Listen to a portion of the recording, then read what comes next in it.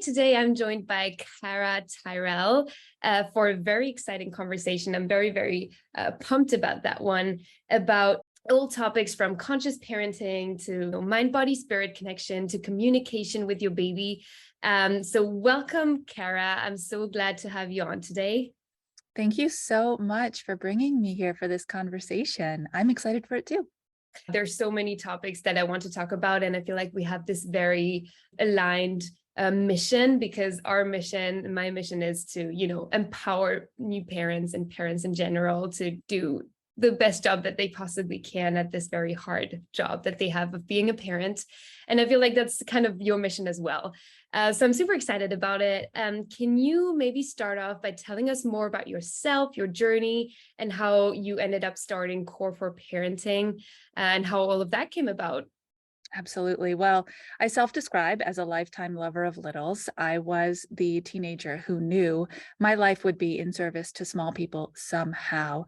I've manifested that by having beautiful girls of my own who are now grown. And so parenting has been a big part of it. But I also got some degrees. And so I landed in a teaching role, which is what I loved to do. Be in the classroom, pre-K, kindergarten, and just engage with these kids while they were wide open, right? They love learning at that point. They're just sponges. And so Core 4 Parenting came about from an observation that our newest students were coming less and less ready to learn at the classroom level.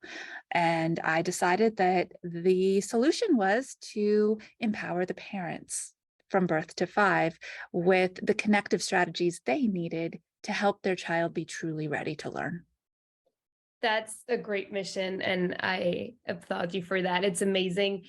So can you tell us a little bit more about, so you have a new parent who just had a baby. What are the tools that they need to learn, or that what is the optimal thing that they need to know in order to communicate early on with their baby and help them to become this kid that's ready to learn and to be super fulfilled? What are the big things that, the most important things that you teach new parents? So at Core 4 Parenting, we use a blended model of soul and science-based strategies. And the science-based is really just us learning, right, as new parents, what is actually going on inside our baby's brain and body. And so here's a couple really important things if you have a brand new little human being. Number one, between 0 and 3 months, it is really an extension of your pregnancy. This is a survival phase where you're meeting their basic needs and your own. Don't expect too much from yourself or your child during the first 3 months of life. Okay. When you hit 12 weeks, 13, 14 weeks, and you now don't have a newborn, you have an infant, because that's basically where the line is drawn, all of a sudden your baby's brain does this amazing thing, and it starts building neural connections to the tune of 1 million per minute. That's a lot. And so we already have the opportunity to be pouring information into our tiny little person from 3 months and up. So use language. The way you speak to each other as adults, the way you speak to friends and coworkers, use complete sentences and language when you're talking to your child. You already have that opportunity to lay the linguistic foundation of this is what speech sounds like, and this is what a full dictionary sounds like. Mm-hmm. Yeah, definitely. That makes a lot of sense, because you hear a lot of parents just talking to their babies like in a baby voice, which I know is you shouldn't do, but it's really hard to not do. And so why is it so important that that children get ready as soon as possible for school, and to have these kind of blocks already built in their brain of people talking to them in complete sentences? And why is that so important? Well, let me just touch on something you said and clarify it for the new moms out there who are like, I love my baby talk voice. It's okay, right? There's, the linguistics of it are stacked. Yeah. So if you're using a complete sentence, you can use a different tone. It's okay.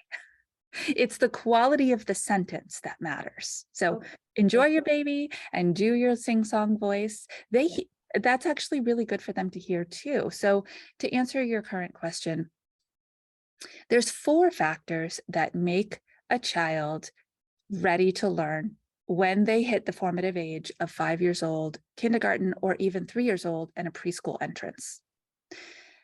Cognition is only one of them, right? Knowing their ABCs, 1, 2, 3s, colors and numbers is 1/4 of that pie. Important, sure, but the other 3 are more of that mind, body, spirit connection that you mentioned at the beginning of our chat. They need to be able to emotionally regulate, to be aware of what they're feeling, to have a label for it, and then process it and make a response that is appropriate.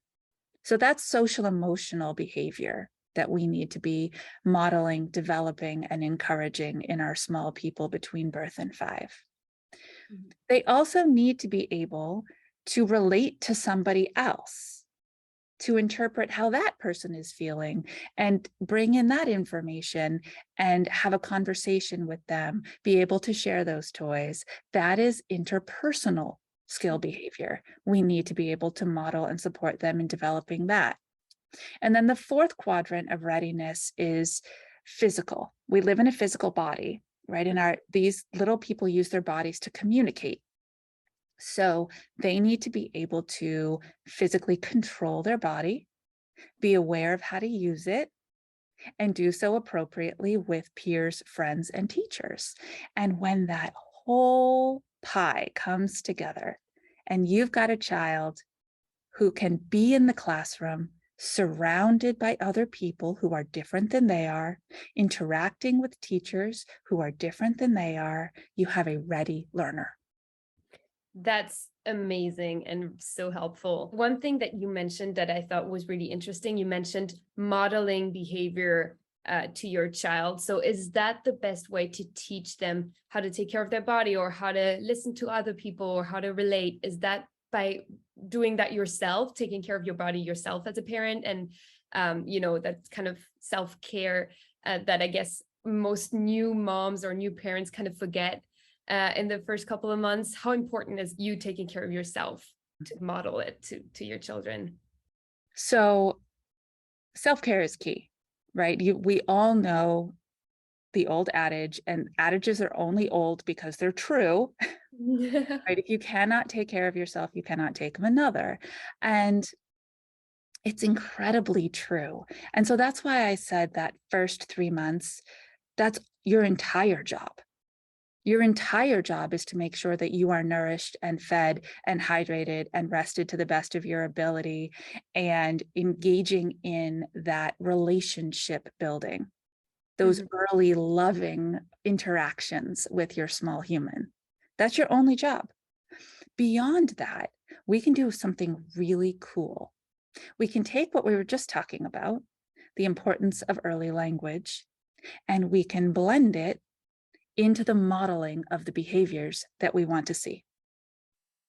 So if you have a 1-year-old and your 1-year-old is starting to try to communicate their struggles with you, but they don't have complete language yet, so they're using their bodies and they're using big voices, otherwise known as meltdowns or tantrums, you can be modeling how you manage your own emotions using your words. I am so frustrated right now. I just took this dish out of the dishwasher and I chipped it. That makes me really angry. I loved this dish so much. Now I have to throw it away. That makes me upset, but it'll be okay. It's just a dish. Right? That is how you can show them that you're allowed to have your feelings, Mhm. but you're not allowed to lose your whole body control over it. Right? Mom didn't throw the dish across the room because she was so mad. She explained calmly how upset she was. And this is really counterintuitive for us. Yeah. As adults, it's a self-talk process, right? We have it inside our brains.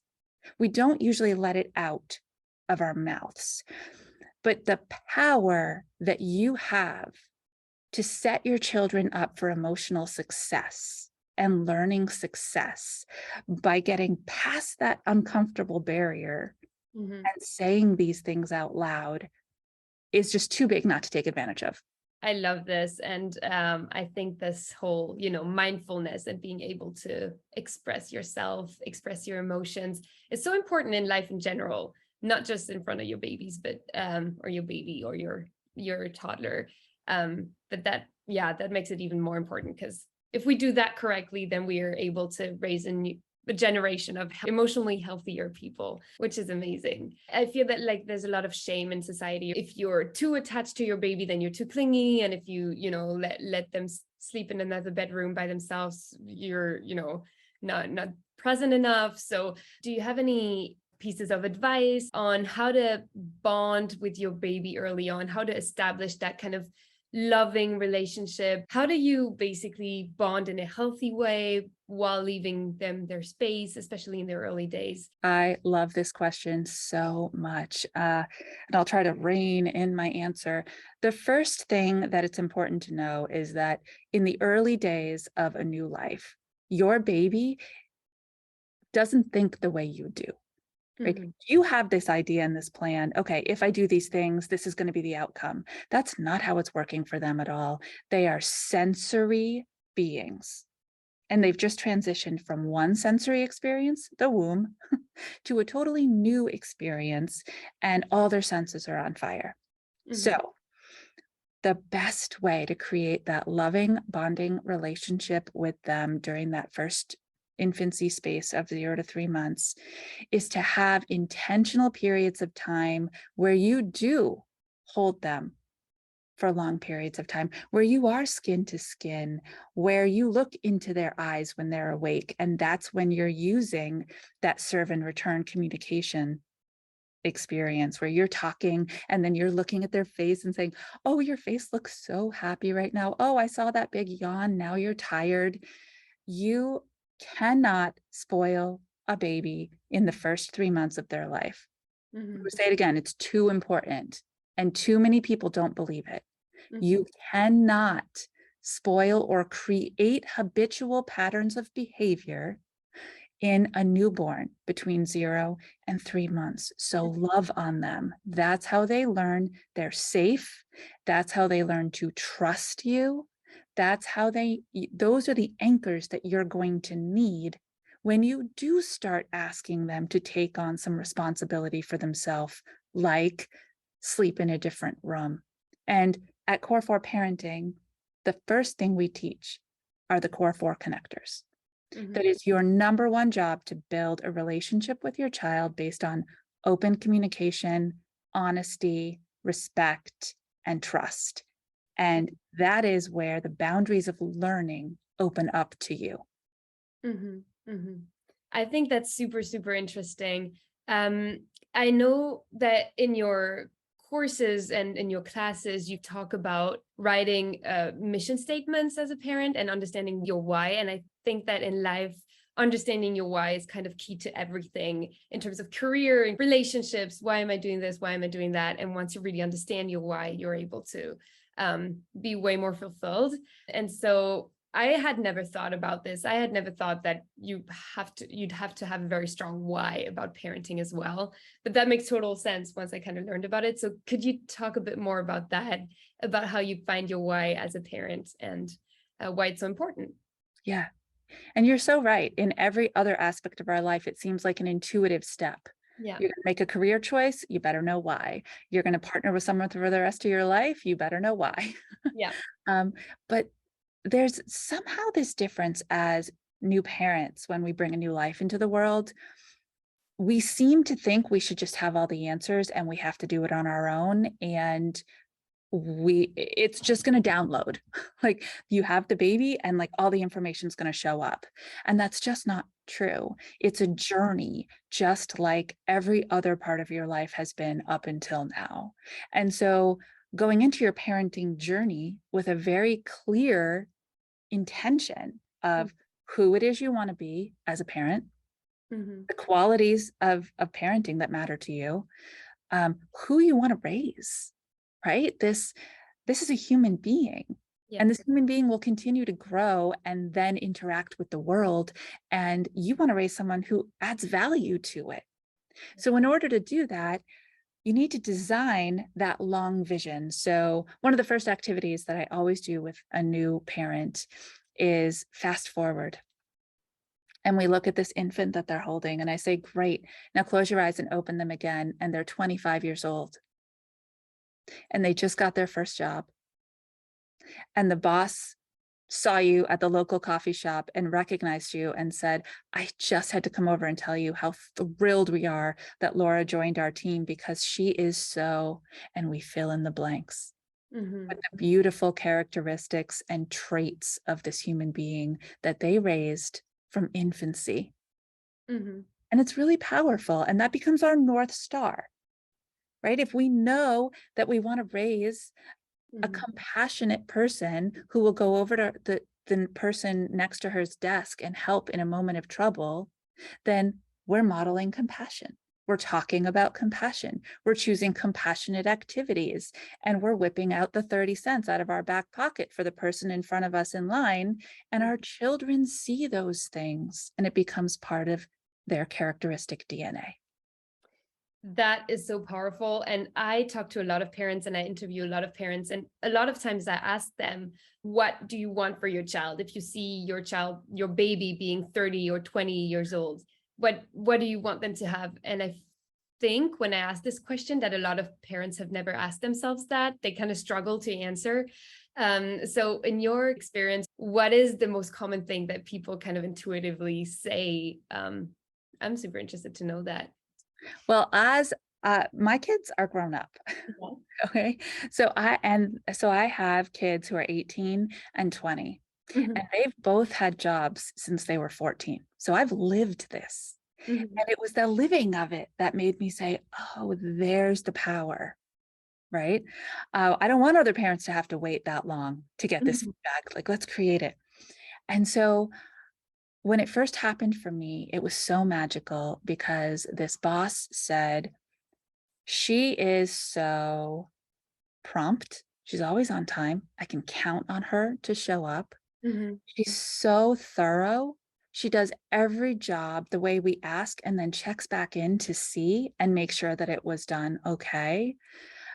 She is so friendly. Like this happened to be at a bed and breakfast. And so her job wasn't specifically guest interactions, but they come by, mhm. right? And they were like, she is so friendly. She's always helpful when a guest is looking for some answers.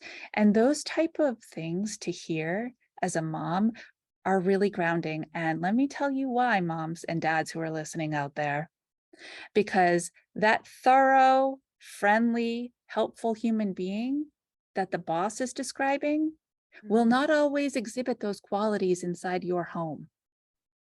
They will not always do what you ask the first time. They will grumble about it. They will not always put their bowl in the sink or rinse it out.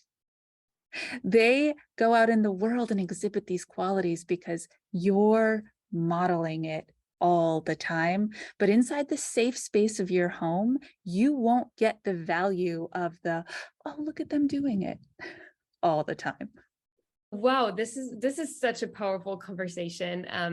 And I hope it's going to help a lot of people out there and reassure a lot of people that it's not that hard. It's not, crazy, crazy hard. You just have to be super conscious and model things mindfully to your babies and children. Before we close up this conversation, one thing that I really like to ask is, if you had in front of you a new parent who's just gave birth or is about to give birth for the first time, what are your top 2 or 3 biggest pieces of advice? If you could just give 2 or 3, like very high level, very important kind of mantras that you have to live by as a new parent, and what's the most helpful? What would you tell them? Yeah, that's a lot, right? I would say be kind to yourself. Do not set expectations for yourself that you cannot meet, Mm-hmm, right? Limit the number of people who you invite into your space mm-hmm, because it just adds more drama. Like every new person you bring into the house to be a helper, Yeah. maybe isn't. So choose really wisely and Yeah. create the space that feels really good to you. And then just ask yourself only to do these 3 or 4 things a day. Feed yourself, feed your baby, right? Get Yeah. the sleep where you can, bond with your child, and eat well and sleep, like all the goodness. Just know that is your only job. Wow. Thank you so much. This conversation was so powerful and so amazing. Where can people connect with you and find you if they want to, take your courses, classes, or reach out? How do you interact with you? So one of the best ways is for sure to listen to the podcast. It's called Transforming the Toddler Years, but we talk about everything that ranges from birth to 5. Specifically, if you were pregnant during COVID, you're going to find a lot of value there because we didn't touch on that today. Yeah. But parenting after a pandemic is a whole new ball game, and so we need the support. The other place that you can lean in for support is our free community where I'm in there all the time, and I'll make sure to get the link to you there. And so we lean in and learn from each other on a daily basis in our private, safe, free community. Okay, well, I'll put everything in the description as well. But thank you so much for coming on today, Cara. That was so amazing. And yeah, I hope people can get a lot of value out of everything we discussed today. Thank you for being here. Thank you for having me. This is a passion topic, and I will talk about it all day if people let me.